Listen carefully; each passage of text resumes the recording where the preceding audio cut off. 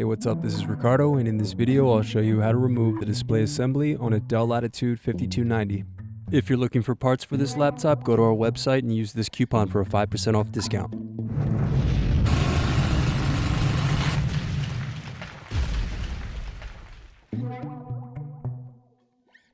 First, remove screws to loosen and then pry apart bottom base.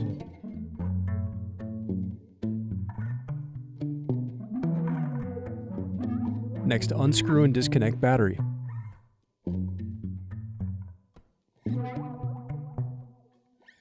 Now unscrew and remove bracket. Then disconnect antenna cables and remove wireless card.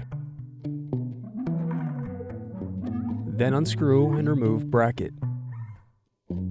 Now disconnect display cable. Then unscrew and remove display assembly.